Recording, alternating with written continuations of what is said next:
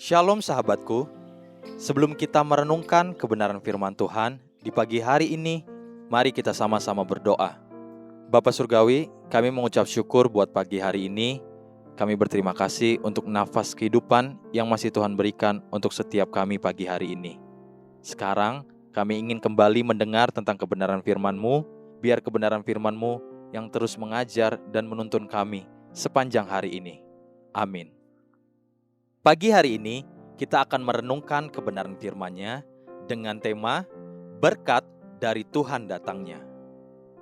Mari kita buka Alkitab di dalam kitab Yosua pasal 12, ayat pertama sampai ayat yang ke-6. Demikian firman Tuhan.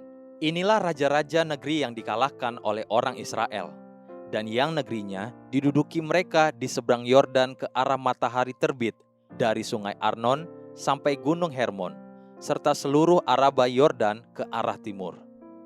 Yakni Sihon, raja orang Amori, yang diam di Hesibon, yang memerintah atas suatu daerah dari Arur, yang letaknya di tepi sungai Arnon. Pada pertengahan sungai itu, ditambah setengah Gilead, sampai sungai Yabok, batas daerah Bani Amon. Dan atas Araba Yordan, sampai sebelah timur danau Kinerot, dan sampai sebelah timur laut Araba, yakni laut Asin, ke arah Bet Yesimot, dan ke arah selatan sampai kaki lereng-lereng gunung Pisgah.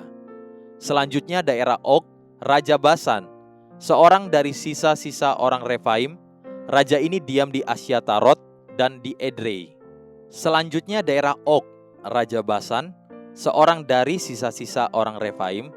Raja ini diam di Asyatarot dan di Edrei, dan memerintah atas gunung Hermon, atas Salka, dan atas seluruh Basan sampai daerah orang Gesur dan orang Maakah, dan atas setengah Gilead sampai daerah Sihon, Raja Hesibon. Musa, hamba Tuhan itu, beserta orang Israel telah mengalahkan mereka. Dan Musa, hamba Tuhan itu, telah memberikan daerah itu kepada orang Ruben, orang Gad, dan suku Manasye yang setengah itu menjadi milik mereka. Jika kita merenungkan kembali perkataan firman Tuhan yang tertulis di Yohanes pasal 3 ayat 27, maka benarlah hal ini seperti yang terjadi bagi Israel.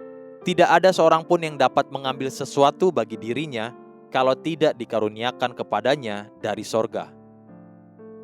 Israel adalah bangsa yang 400 tahun lebih adalah budak-budak pembuat batu bata di Mesir.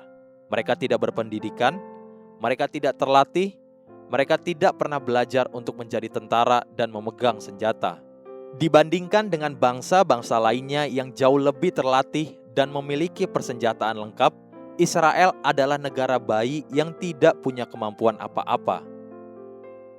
40 tahun di bawah pimpinan Musa, bangsa Israel hanyalah berputar-putar mengelilingi padang gurun. Jangankan berperang, bercocok tanam pun mereka tidak mengerti caranya. Kemudian atas kehendak Tuhan, Tuhan menyerahkan wilayah tanah Kanaan kepada Israel menjadi milik pusaka mereka. Namun hal itu pun harus mereka raih dengan bekerja keras, dengan berperang. Namun disitulah kita melihat campur tangan Tuhan yang menyertai bangsa itu. Kejadian seperti ini terulang berkali-kali sepanjang sejarah bangsa Israel. Setelah mereka merdeka pada tahun 1948, 19 tahun kemudian, bangsa kecil yang baru muncul dari api penindasan kekejian Nazi di Eropa, mereka mengalami serangan dari 3 negara-negara tetangga. Hanya memerlukan waktu 6 hari, mereka mengalahkan ketiga negara-negara kuat di sekeliling mereka. Demikian juga pada tahun 1978, kejadian yang sama terulang kembali.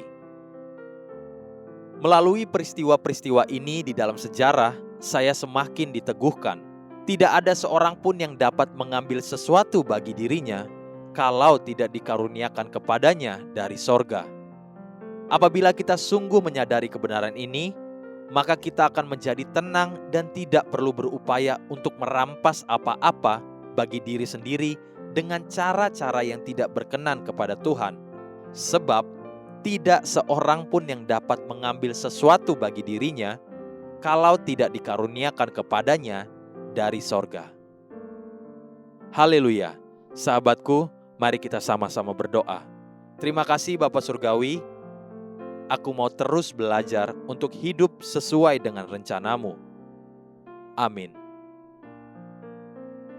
Jesus loves you, and so do I.